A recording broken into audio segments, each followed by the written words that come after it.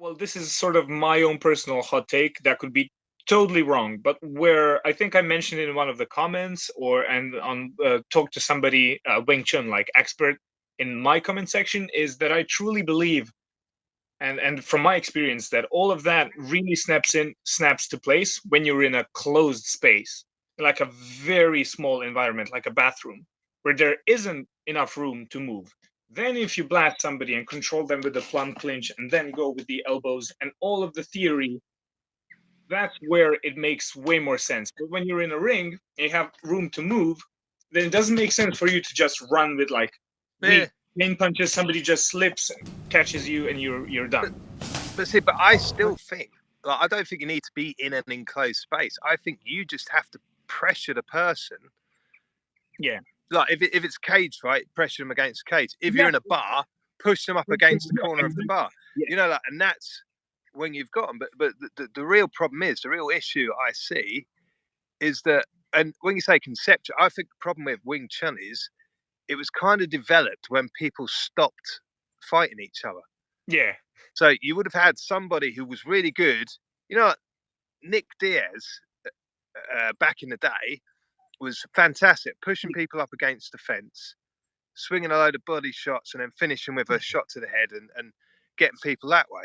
And I think some of the people that first developed Wing Chun would have been really good at getting in, clearing a path, Yeah. and like maybe they had that, you know, the fudge in, the real knockout power to go from there and just one punch, boom, knockout.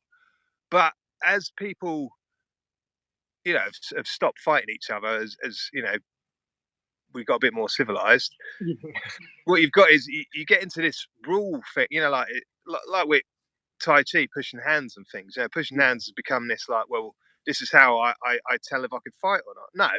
No, that's Yeah. how you can tell if you can keep your balance or not. Yeah. And that's like, Fighting is a whole lot of different. Yeah, yeah, yeah. I've It's heard, like, well, I could do this, that. That's yeah. all well and good if you're fighting somebody with that in mind. Yes, and I think I've heard somebody say an actual Wing Chun like YouTuber. I can't remember who it was, but it's I'm paraphrasing. It was wording like Wing Chun like devolved into Chi Sao.